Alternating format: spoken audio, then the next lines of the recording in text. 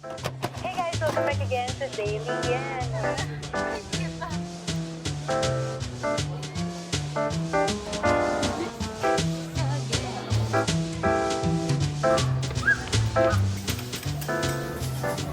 Let's do Watson's Haul.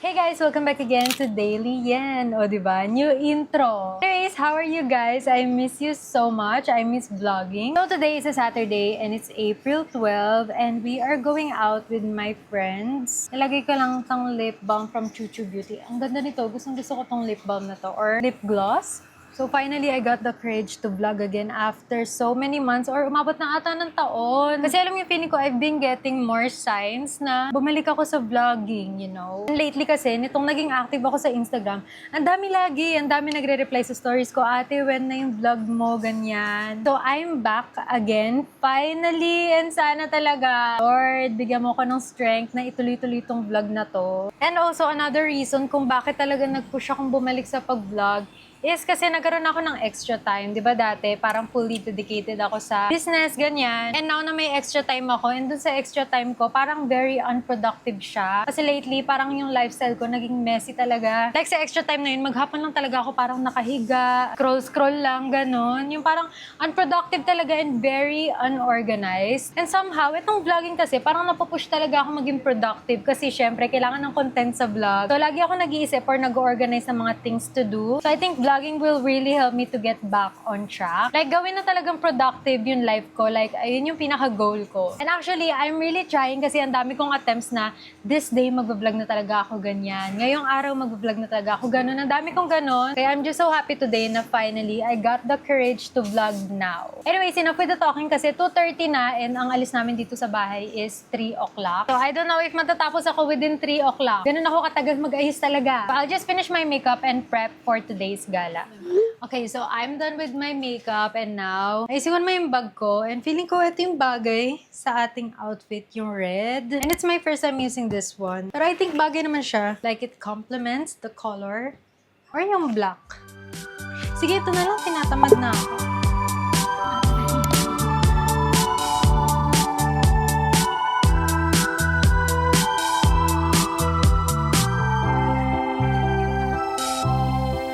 So we arrived here at Trinoma and kasama ko si Kala. Parang ang labo. Anyways, magpe-prep lang kami and pupunta na kami sa loob. See you hide yourself underneath the mountain of makeup. Plus the words that you made up won't make you any cooler than you are. But when you're with me and you're half asleep and I can count each freckle and see all your beauty that you hide. This ain't usually how you're like.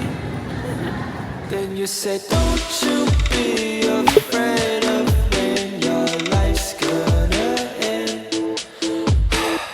You should be more worried it'll never begin.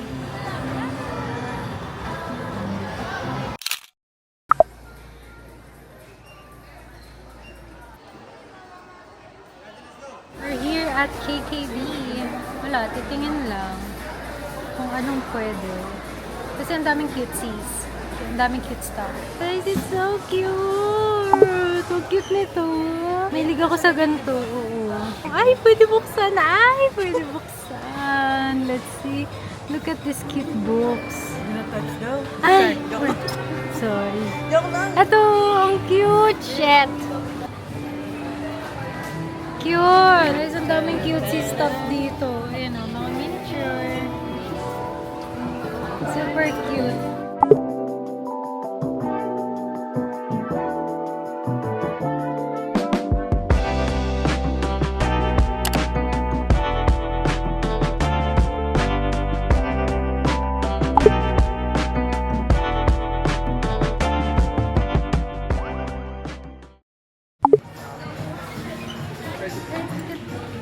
So cute.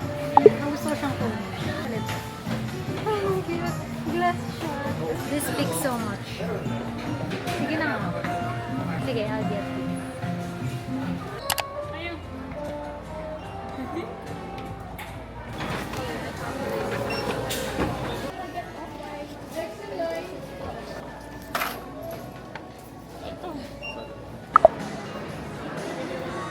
We are here again sa Trinoma kasi pupunta kaming Blake's. Papatikim ko sa kanila yung Blake's. Kasi hindi pa nila natitikman doon. Bakit? Sino ba yan si Blake? Masarap ba yan? Oo, masarap siya. Hindi pa nila natitikman doon. Can you believe it? Favorite ko doon sa Blake's. So, dadalhin ko sila.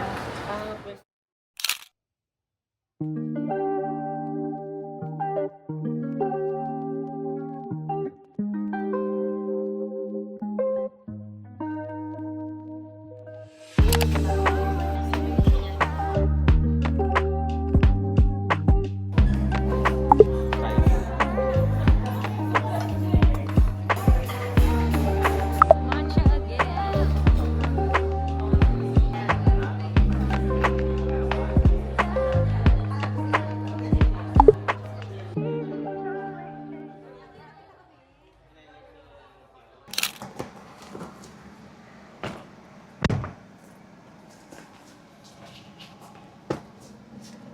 Oh, it's so hot. Hey guys, so today is a Tuesday and aalis ulit tayo, but for now, kasama ko naman yung family ko. So kasama ko si Mama and yung bunso namin si Mara. And with the baby dogs pala, si Coco and Chloe. Pupunta kami MOA kasi si Mama nag-aya. Gusto niya daw mag-MOA. Anyways, it's 3:25 and dapat ang target namin 4 kami.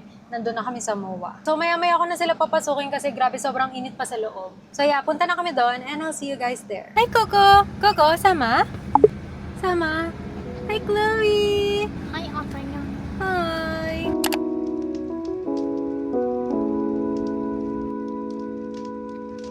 Hi! Hi, Coco!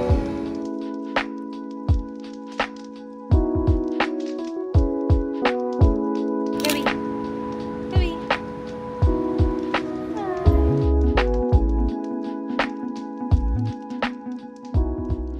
First stop, Uniqlo. Ayan, maghanap lang kasi si Mama ng damit for graduation.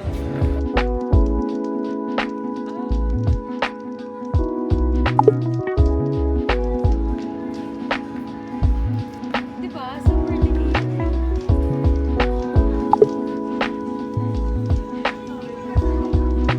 Gonna go to KKV.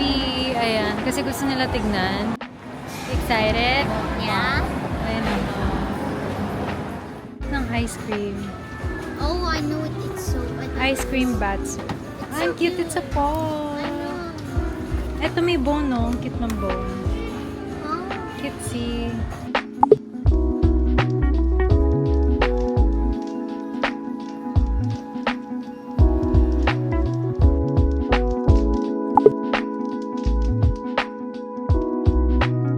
Wala ka nakuha? Wala. wala. My expectation is may nakuha ko, pero reality ko. Hmm.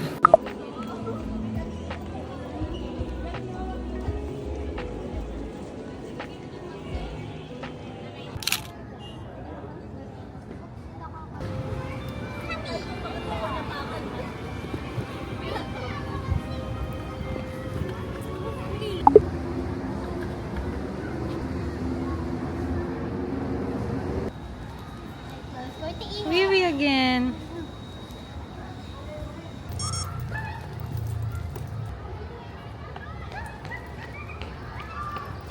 It's time to eat. Tatry namin yung TFF.